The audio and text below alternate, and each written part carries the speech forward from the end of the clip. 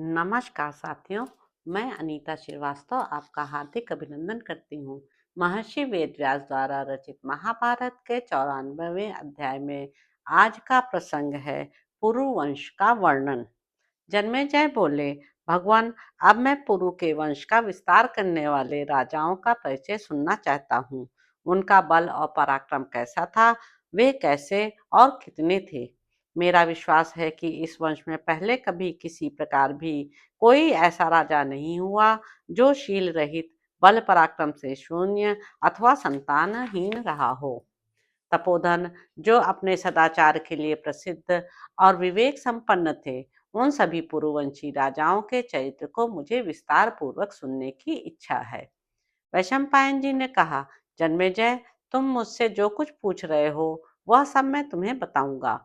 पुरु के वंश में उत्पन्न हुए वीर नरेश इंद्र के समान तेजस्वी, अत्यंत धनवान, परम पराक्रमी तथा समस्त शुभ लक्षणों से सम्मानित थे।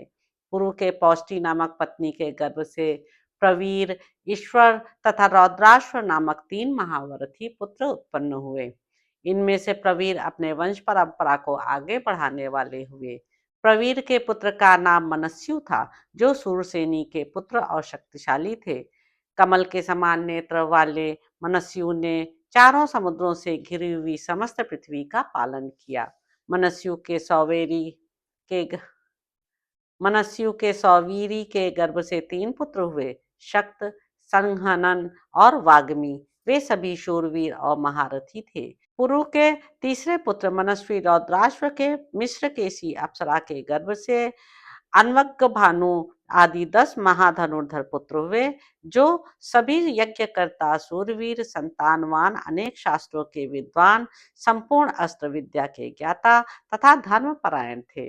ऋचेयु, कक्षेयु, पराक्रमी कृकणेयु, स्थंडल्येयु, वनेयु, महायशस्वी जलेयु, बलवान और बुद्धिमान तेजेयु, इंद्र के समान पराक्रमी सत्येयु, धर्मेयु तथा 10वें देवतुल्य पराक्रमी सनत्तेयु। ऋचेयु, जिनका एक नाम अनादृष्टि भी है, अपने सब भाइयों में वैसे ही विद्वान और पराक्रमी हुए जैसे देवताओं में इंद्र। वे भूमंडल के चक्रवर्ती राजा थे। अनादृष्टि के पुत्र का नाम मतिनार था। राजा मतिनार राजसूय तथा अश्वमेघ यज्ञ करने वाले एवं परम धर्मात्मा थे। राजन, मतिनार के 4 पुत्र हुए, जो अत्यंत पराक्रमी थे। उनके नाम ये हैं, तंसु, महान, अतिरथ और अनुपम तेजस्वी दुह्यु। इनमें पराक्रमी तंसु ने पौरव वंश का भार वहन करते हुए उज्जवल यश का उपार्जन किया और सारी पृथ्वी को जीत लिया। पराक्रमी तंसु ने इलीन नामक पुत्र उत्पन्न किया, जो विजयी पुरुषों में श्रेष्ठ था। उसने भी सारी पृथ्वी जीत ली थी। इली ने रथंतरी नाम वाली अपनी पत्नी के गर्भ से पंच महाभूतों के समान दुष्यंत आदि 5 राजपुत्रों को पुत्र रूप में उत्पन्न किया। दुष्यंत, सूर, भीम, प्रवसु तथा वसु। जन्मेजय, इनमें सबसे बड़े होने के कारण दुष्यंत राजा हुए। दुष्यंत से विद्वान राजा भरत का जन्म हुआ, जो शकुंतला के पुत्र थे। उन्हीं से भरत वंश का महान यश फैला। भरत ने अपनी 3 रानियों से 9 पुत्र उत्पन्न किए, किंतु ये मेरे अनुरूप नहीं है, ऐसा कहकर राजा ने उन शिशुओं का अभिनंदन नहीं किया। तब उन शिशुओं की माताओं ने कुपित होकर उनको मार डाला। इससे महाराज भरत का वह पुत्रोत्पादन व्यर्थ हो गया। तब महाराज भरत ने बड़े बड़े यज्ञों का अनुष्ठान किया और महर्षि भरद्वाज की कृपा से एक पुत्र प्राप्त किया, जिसका नाम भूमन्यु था। भरत श्रेष्ठ तदंतर पौरव कुल का आनंद बढ़ाने वाले भरत ने अपने को पुत्रवान समझकर भूमन्यु को युवराज के पद पर अभिषिक्त किया। भूमन्यु के दिविरथ नामक पुत्र हुआ। उसके सिवा सुहोत्र, सुहोता, सुहवी, सुयजु तथा ऋचिक भी भूमन्यु के ही पुत्र थे। वे सब पुष्करणी के गर्भ से उत्पन्न हुए थे।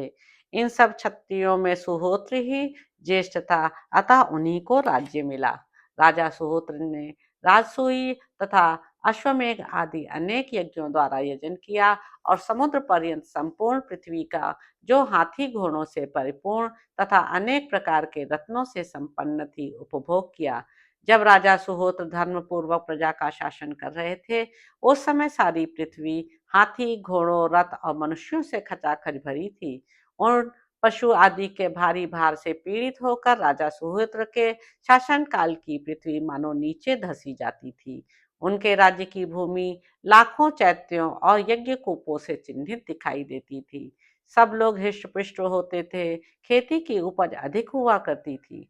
इस प्रकार उस राज्य की पृथ्वी सदा ही अपने वैभव से सुशोभित होती थी। भारत राजा सुहोत्र से एक्ष्वाकी ने अजमीर, सुमीर तथा पुरुमीर नामक 3 पुत्रों को जन्म दिया। उनमें अजमीर ज्येष्ठ थे, उन्हीं पर वंश की मर्यादा टिकी हुई थी। जन्मेजय उन्होंने भी 3 स्त्रियों के गर्भ से 6 पुत्रों को उत्पन्न किया। उनकी धूमनी नाम वाली स्त्री ने ऋक्ष को, नीली ने दुष्यंत और परमेष्ठी को तथा केशनी ने जन्नु, व्रजन तथा रूपिण इन 3 पुत्रों को जन्म दिया। इनमें दुष्यंत और परमेष्ठी के सभी पुत्र पांचाल कहलाए। राजन अमित तेजस्वी जन्नु के वंशज कुशिक नाम से प्रसिद्ध हुए। व्रजन तथा रूपिण के ज्येष्ठ भाई ऋक्ष को राजा कहा गया। ऋक्ष से संवरण का जन्म हुआ। राजन वे वंश की वृद्धि करने वाले पुत्र थे।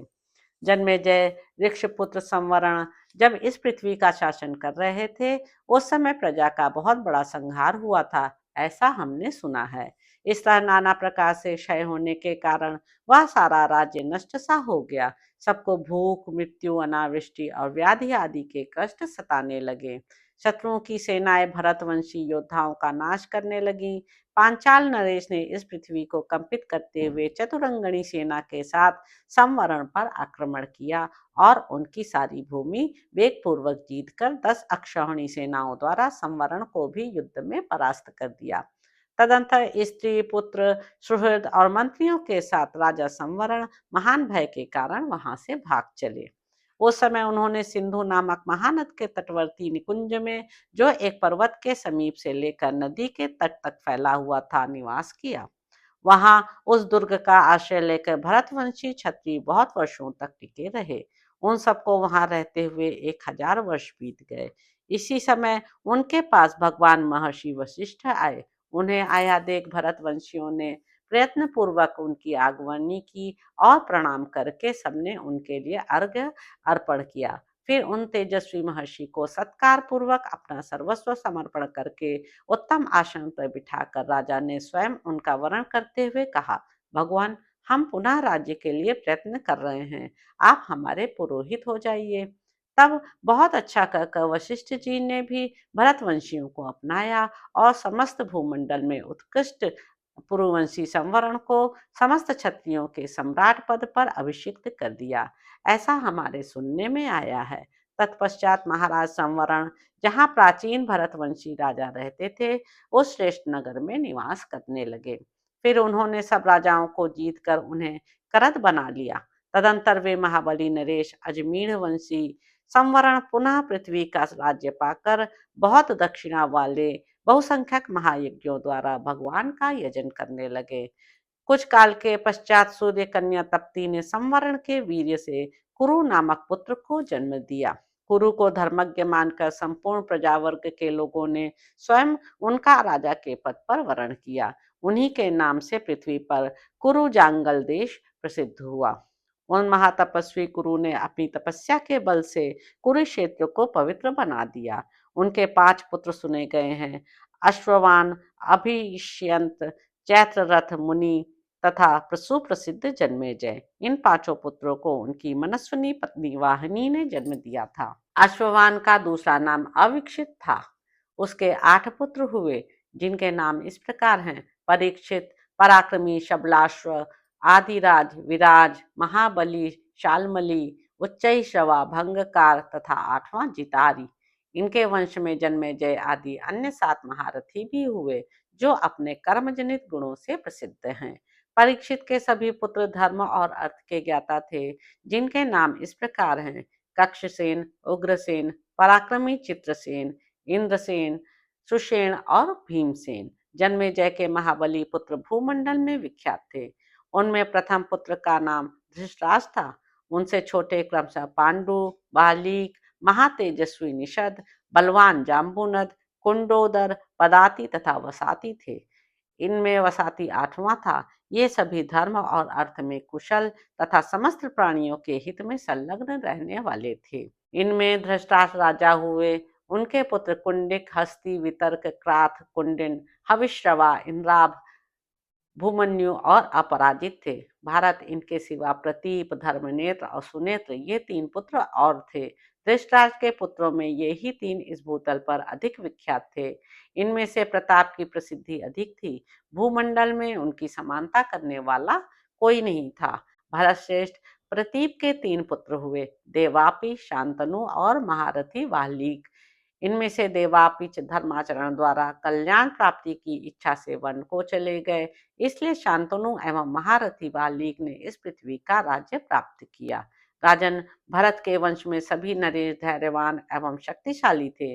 उस वंश में बहुत से श्रेष्ठ नृपतिगण देवर्षियों के समान थे।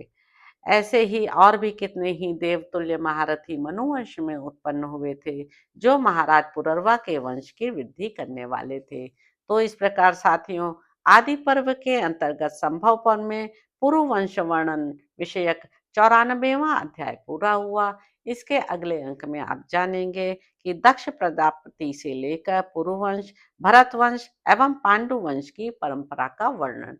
तो अब आपसे अगले अंक में मुलाकात होगी। मेरे YouTube चैनल संवाद विद अनीता को लाइक करें, शेयर करें, सब्सक्राइब करें। धन्यवाद साथियों।